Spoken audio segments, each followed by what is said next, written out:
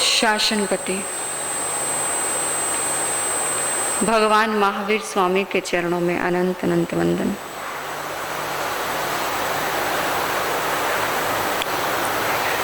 सिद्धशिला में विराजमान सिद्ध आत्माओं को मेरा वंदन नमन। संयम का वरदान देने वाले आराध्य गुरुदेव श्री धर्मेश ऋषि जी महाराज साहब के चरणों में वंदन करने के पश्चात पाठ पे विराजित गुरनी मैया, मधुर व्याख्यानी, मधुर गायिका श्री जागृति जी महाराज साहब के चरणों में अनंत अनंत वंदन। प्यारी प्यारी बहनों एवं प्यारे प्यारे भाइयों, धर्म आंगन में आप अपना कीमती समय निकाल कर के आए, उसके लिए बहुत बहुत स्वागत करती हूँ। गुरनी जी महाराज साहब के चरणों में रहकर जो कुछ भी सीख पाई हूँ, उसी में से दो चार चिंतन के बोल आपके सामने रखने का प्रयास करूंगी।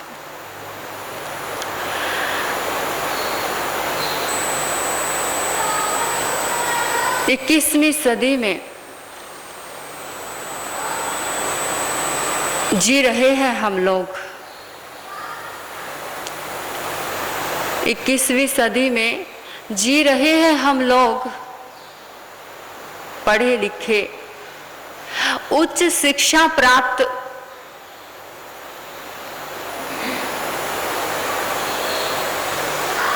लेकिन आज भी हम लड़का और लड़की में भेद किया जाता है।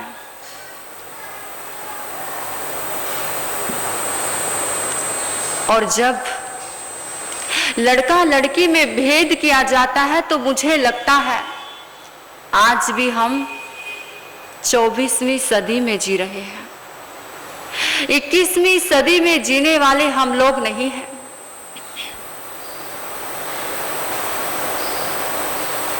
एक छोटी सी बात बताऊं। एक गुरु के पास एक पिता आया,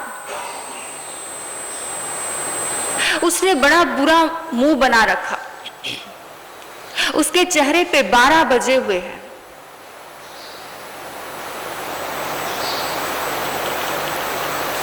और इतना बुरा मुंह बना रखा, ऐसा लगता है जैसे उसने कड़वी नींब चबा रखी हो।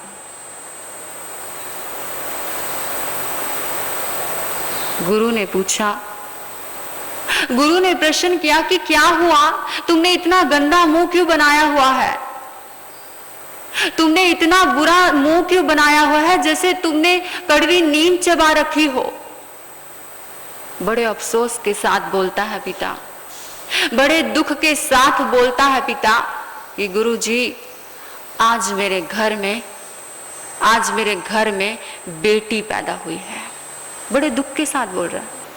आज के समय में भी बड़े दुख के साथ बोलता है कि आज मेरे घर में बेटी पैदा हुई है। गुरु ने आंसर दिया, गुरु ने उत्तर दिया, गुरु ने कहा अच्छी बात है ना, अच्छी बात ना, तुम्हारे घर में लक्ष्मी आ गई, तुम्हारे घर में लक्ष्मी आई है ना। उस पिता ने कहा, गुरुजी आपको नहीं पता, मेरे घर में पहले भी 2 बेटी पैदा हो चुकी है। आपको नहीं मालूम, पहले भी मेरे घर में 2 पुत्रियां आ चुकी है और एक पुत्री का और जन्म हो गया, एक पुत्री का और जन्म हो गया। चिंता की बात तो ये है। गुरु ने कहा, अरे तुझे तो खुशी मनानी चाहिए। दुर्गा, लक्ष्मी, सरस्वती, तीनों देवियां तेरे घर में आ गई, तुझे तो खुश होना चाहिए, तुझे तो आनंद मनाना चाहिए, उल्लास मनाना चाहिए, और तू दुखी हो रहा है। पिता ने कहा, गुरुदेव मेरी समस्या सिर्फ इतनी है, मेरी परेशानी सिर्फ इतनी है, मेरी प्रॉब्लम सिर्फ इतनी है कि बेटी को पढ़ाओ, लिखाओ, बड़ा करो और शादी करो, और उसके बाद में घर की संपत्ति दूसरे घर लेकर के चली जाती है।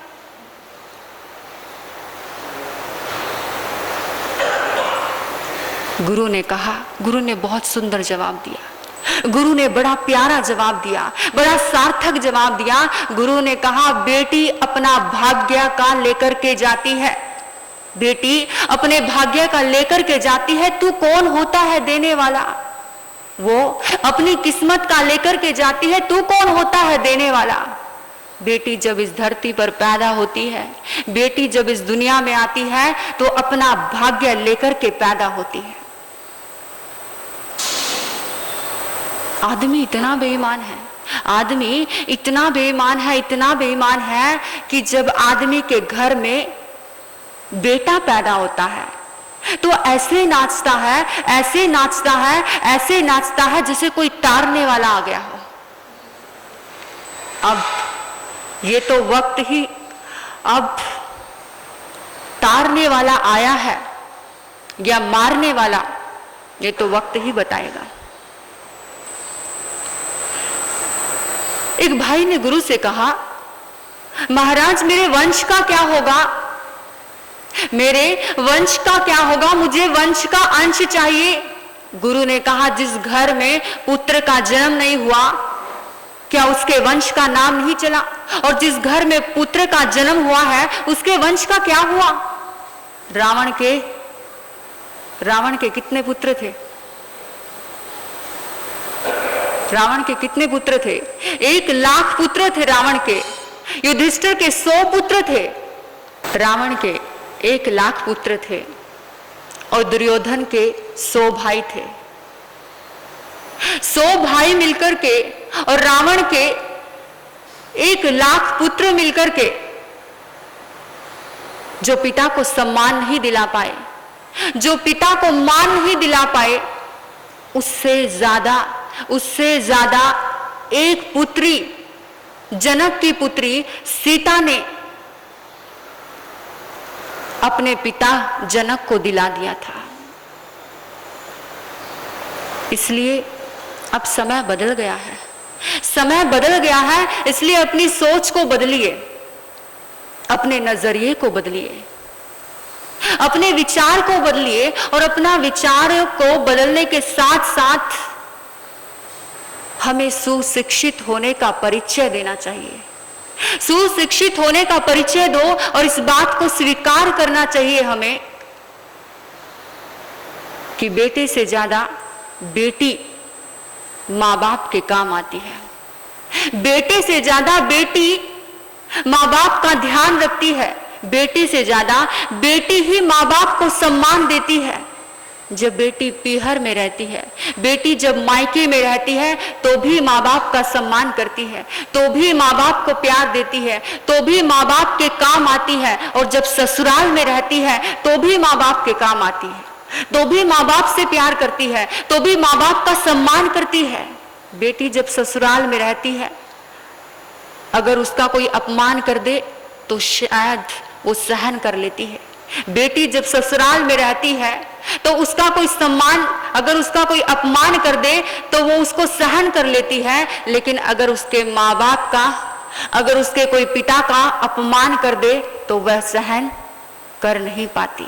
लेकिन फिर भी जिन पुत्रों की हम ख्वाहिश करते हैं, जिस पुत्री को हम जन्म लेने के बाद उसका दुख मनाते हैं, आज भी इस समाज में ऐसी सोच है। ये पुरानी सोच आज भी है। हमें लगता है ये सोच खत्म हो चुकी है, लेकिन आज भी ये सोच है। लेकिन जिन बेटों की खुशी मनाते हो, जिन बेटों की खुशी मनाते हो, वो बेटा कब अनाथ आश्रम के दर्शन करा देता है हमें पता भी नहीं चलता। एक सच्ची कहानी, एक सच्ची स्टोरी सच में किसी पिता के साथ में घटित हुई है। एक पुत्र ने कहा कि पिताजी, मैं बहुत परेशान हो चुका हूं, मैं बहुत दुखी हो चुका हूं। जब देखो आपके झगड़े ही चलते रहते हैं, मेरी पत्नी से बिल्कुल आपकी नहीं बनती। जब देखो झगड़ा, जब देखो झगड़ा, मैं इस झगड़े से परेशान हो चुका हूं। अब मैं इस झगड़े को खत्म ही करना चाहता हूं, ये झगड़ा ही खत्म हो जाए। तो कुछ ऐसा करते हैं, चलो मैंने आपके लिए एक अच्छा सा घर बनाया है, एक अपना घर बनाया है, एक प्यारा घर बनाया है, चलो आप मेरे साथ में, मैं आपको अपना घर दिखा करके लाता हूं। और पिता बड़ा खुश हुआ कि अरे मेरा बेटा कितना अच्छा है, मेरा बेटा कितना प्यारा है, मुझे अपना घर लेकर के जा रहा है। मैंने जो बेटे के ऊपर मेहनत की, बच्चे को पढ़ाया लिखाया बड़ा किया, वो पढ़ाना लिखाना सक्षम हो गया मेरे लिए, मेरा बेटा मुझे अपने घर लेकर के जा रहा है। अब बेटा पिता को लेकर के जाता है, गाड़ी में बिठाता है और गाड़ी में बिठा करके लेकर के जाता है। जैसे ही पिता उतरता है और दरवाजे के बाहर बड़े बड़े अक्षरों में लिखा होता है अनाथ आश्रम अपना घर। पिता को बड़ा दुख हुआ, पिता को इतना दुख हुआ, पिता की आंखों में आंसू आ गए, लेकिन पिता ने अपने दर्द को अपने दिल में ही दबा लिया, कुछ बोला नहीं पिता। लेकिन जैसे ही वो अनाथ आश्रम में एंटर करता है, जो अनाथ आश्रम को चलाने वाला हेड होता है, जैसे वो पिता एंटर करता है तो बड़ा खुश होता है, इतना खुश होता है, बड़ी खुशी खुशी उसका स्वागत करता है। आइए पधारिए, आपका स्वागत है, आप ठीक हो ना, आपका बेटा ठीक है ना, आपका परिवार ठीक है ना। इतने अच्छे से स्वागत करता है जैसे बरसों से उस पिता को जानता है। अब बेटा सोचता है अरे पहली बार अनाथ आश्रम आया हूं, पहली बार अपने पिता को लेकर के आया हूं, ये तो ऐसे ही मिल रहा है जैसे बरसों से जानता है। बेटे ने उस अनाथ आश्रम के को चलाने वाले हेड से पूछा, अरे मैं तो पहली बार अनाथ आश्रम में आया हूं, पहली बार अपने पिता को लेकर के आया हूं, लेकिन आप तो ऐसे बात कर रहे हो जैसे बरसों से जानते हो, आप ऐसे कैसे बात कर सकते हो?